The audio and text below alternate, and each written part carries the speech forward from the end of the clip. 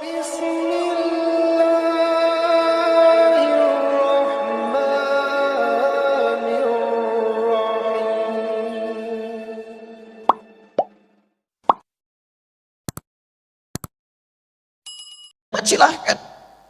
Bapak di wali kota, ada di RW, di RT, Anda nggak akan ditanya berapa banyak yang telah dikumpulkan dari pangkat dan jabatan. Pertanyaan pertamanya, berapa amanah Allah yang telah engkau berhasil selesaikan? Kenal Allah nggak? Harta juga begitu. Jadi ketika Allah titipkan, menatanya begini, menatanya. Bukan semuanya itu harus dibelanjakan. Nih, yang untuk ibadah akhiratnya. Untuk keluarga berapa? Setelah itu sebagian infak awal 5 golongan Al-Baqarah 215. Setelah itu lebihnya baru keluar. Anda dapat sebulan 100 juta, hitung setelah keluar zakat. Ini yang di rumah berapa kebutuhannya? Misal 30 juta. Lalu dari 5 golongan yang 215, ayat 215 di Al-Baqarah, ada orang tua di situ. Yas'alunaka madza yunfiqun qul ma anfaqtum min khair falil walidain wal aqrabin, kerabat dekat, paman, bibi, ya adik, kakak dan sebagainya, keponakan, wal yatama, anak yatim, wal masakin, orang miskin, wabnis sabil, yang kesulitan di perjalanan. Porsinya berapa? Setelah itu baru keluar yang jauh. Jadi siapa untuk keluarga, tabungannya bagaimana, selebihnya itu untuk ibadah. Inilah Firdaus. Dan kalau dikumpulkan terus pun tanpa arah itu percuma, karena saat meninggal dibalutnya cuma pakai kain kafan dan silahkan cek, tidak ada kantongnya. Silahkan cek kalau nggak percaya. Jadi polanya seperti ini. Kalau ini sudah paham dan menjaga kehormatan, walladzina hum li furujihim hafidun. Ini aja sifatnya. Ada 5 sifat, silahkan nanti cek ayatnya. 5 ini turunkan, ikuti selama hidup. Dan jadi apapun. Dan sahabat itu nggak keluar dari yang 4 yang tadi kita pilih. Silahkan. Dari sekarang tetapkan. Mau berjuangnya lewat harta, seperti Abdurrahman bin Auf, Utsman bin Affan, radhiyallahu ta'ala anhuma. Mau dengan ilmu seperti Ali bin Abi Thalib, Abu Hurairah, Salman Al-Farisi radhiyallahu ta'ala anhum jami'an. Mau dengan kedudukan seperti Amr bin As, silahkan radhiyallahu ta'ala anhu. Atau mau dengan tenaga saja seperti Bilal bin Rabah. Kalau sudah paham, hidupnya enak. Bilal itu azan, Allahu Akbar, Allahu Akbar. Nabi komen. Begitu selesai kata Nabi, aku mendengar suara terumpah Bilal itu di surga. Bilal langsung menyimpulkan, azan aja saya udah ke surga. Apain saya capek kayak Utsman gitu. Karena jelas orientasi hidupnya. Sehat juga, makan juga, cukup. Dan tidak akan iri dengan ilmunya Ali. Tidak akan iri dengan kayanya Utsman. Dan gak akan flexing. Itu. Bilal biasa saja. Bilal itu sepeninggal Nabi itu dicari oleh orang-orang untuk diangkat jadi hakim agung dengan gaji yang sangat tinggi. Tapi Bilal menolak untuk mempertahankan kalimat Nabi yang telah beliau pegang gitu. Karena orientasinya jelas. Saya tanya antum ya. Antum pilih mana? Subuh di Masjid Ar-Raya atau diajak olahraga dikasih hadiah 10 juta?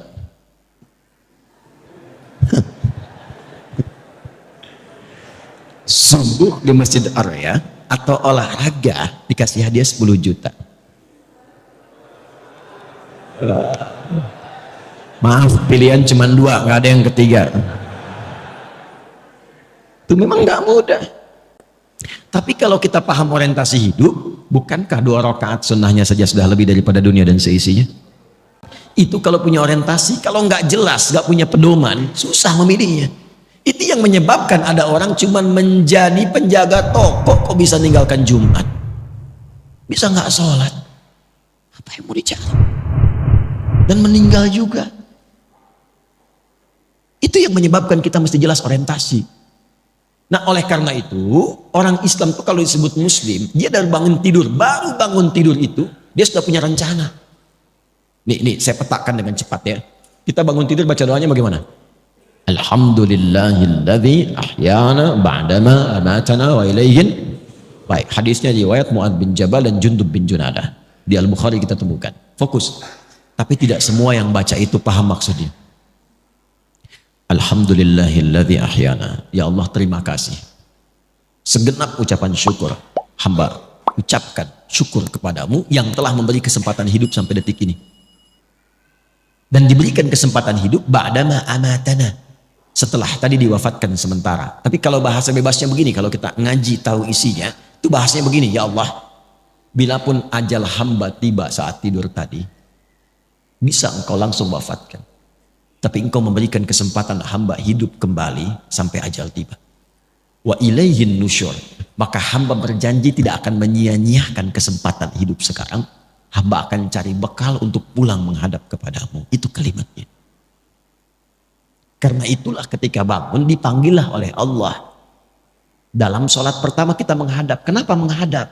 Kita minta bimbingan taufik dari Allah supaya nggak salah langkah. Maka disebutlah kemudian sholatnya dengan subuh.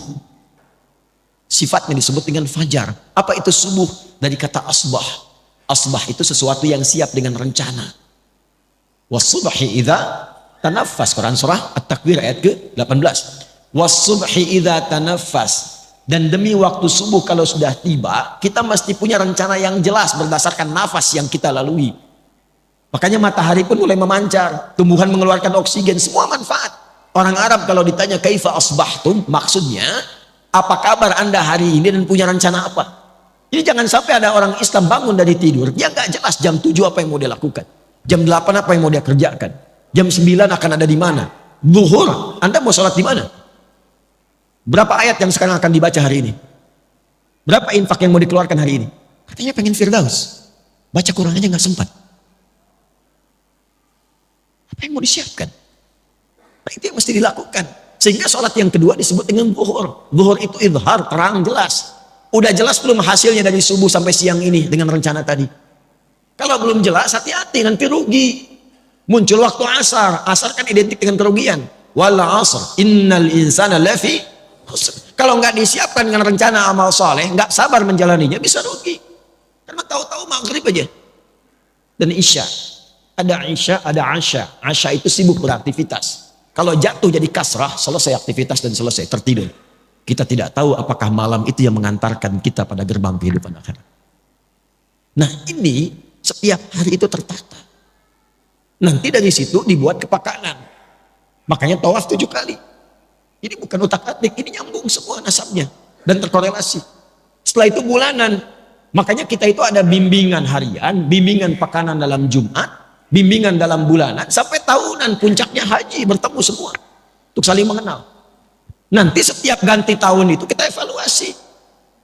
Apa selama ini yang menghambat kita kurang dekat dengan Allah? Mau sholat itu susah, mau baca Quran sulit, mau infak keluar, harta udah dikasih banyak, kayak infak-infak juga. Sederhana. Mungkin ada yang haram yang masuk dalam tubuh kita. Ada yang haram yang masuk dalam tubuh seseorang. Ya. Atau ada perilaku maksiat yang harus ditinggalkan. Itulah yang menjadikan seorang muslim mesti meninggalkan itu. Meninggalkan sesuatu yang dilarang kepada yang baik disebut dengan hijrah namanya. Jadi hijrah itu bukan masuk kelompok tertentu, ormas tertentu, keadaan tertentu, bukan. Meninggalkan segala yang dilarang menuju segala yang baik. Kalau anda ingin ikut, tambahkan ya. Mengikuti sifatnya tambahkan tak, maka jadilah hijriyah. Hijriyah itu bukan sekedar nama untuk tahun. Bukan. Maksudnya kita diingatkan setiap datang dan mengenal tahun hijriyah. Maksudnya sudahkah kita tinggalkan yang kurang baik menjadi lebih baik? Itu poinnya. Ish ma syi'ta fa innaka mayyit. Kalau masih belum paham, itu langsung. Silakan hidup, nikmati, bebas terserah kamu. Tapi ingat, kamu akan wafat. Hari pertama, bulan pertama di kalender hijriah ini diberi nama apa namanya? Bulan apa? Bukan.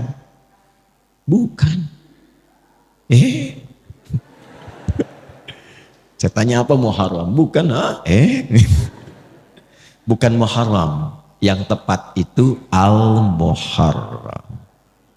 Ya, Al-Muharram. Kalau Muharram itu kegiatan yang diharamkan. Mabuk Muharram. Mencuri Muharram. Berselisih Muharram. Bertengkar haram. Korupsi Muharram. Hukumnya disebut haram. Itu hukumnya. Kalau kita ingin jadikan pada komitmen waktu untuk meninggalkan segala yang dilarang. Saya ingin waktu ini, sekarang ini, saya ingin meninggalkan yang haram dalam pandangan. Saya ingin meninggalkan yang haram dalam perkataan. Maka rubah katanya dari muharram menjadi al-muharram. Jelas? Itulah kenapa disebut al-muharram. Ingin memberikan kesan. Kalau ingin berubah menjadi pribadi yang baik, maka yang pertama dilakukan, mulailah dengan meninggalkan segala yang diharamkan oleh Allah dan Rasulnya. Setelah itu bikin resolusi, rencana terbaik untuk setahun ke depan minimal. Makanya nanti di tanggal 10 itu ada puasa untuk mengevaluasi yang setahun berlalu. Bukankah puasa al-muharram itu menggugurkan dosa setahun? Ya kan? Itu mengevaluasi setahun berlalu untuk punya resolusi setahun yang akan datang. Apa yang mau disiapkan ke depan? Nah, karena itu saya akan akhiri, mudah-mudahan pertemuan ini menjadikan kita lebih terarah, ya, lebih baik, dan punya orientasi yang jelas. Saya akan tutup dengan kisah seorang suku Badui yang datang kepada Nabi SAW. Terdapat dalam hadis riwayat Muslim. Datanglah seorang dari suku Badui, itu padang pasir, pedalaman di Arab, kepada Nabi SAW. Saya bacakan hadisnya.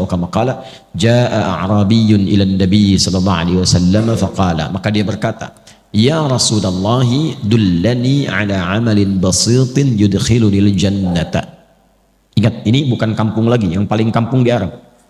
Dia datang kepada Nabi, dia mengatakan, ya Rasulullah, tolong tunjukkan padaku satu amalan yang ringan aja, nggak usah berat-berat, yang penting hamba bisa ke surga. Pinter ya? Pinter, secara ekonomi benar, modal sedikit keuntungan banyak kan? Ya. Kata Nabi, singkat, cukupkan yang fardu saja. Kalau engkau ingin sholat, cukup fardu, kecuali engkau ingin tambah dengan sunnah. Puasa yang fardu saja, Ramadan. Kalau engkau ingin tambah, sunnah. Harta kalau ada, yang fardu saja, zakat. Kalau mau pengen tambah, illa anta tawwa, sunnah. Yang mengagetkan begini, kata orang ini, ya Rasulullah, saya akan konsisten dengan yang fardu aja. Jadi selama hidup, dia sholat fardu aja, gak pernah sholat sunnah. Puasanya Ramadan saja, nggak ngerjakan puasa sunnah. Tapi juga saya akan konsisten meninggalkan maksiat, jaga diri.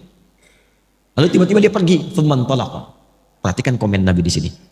Qad aflaha in sadaqa au dakhala al-jannata in sadaqa.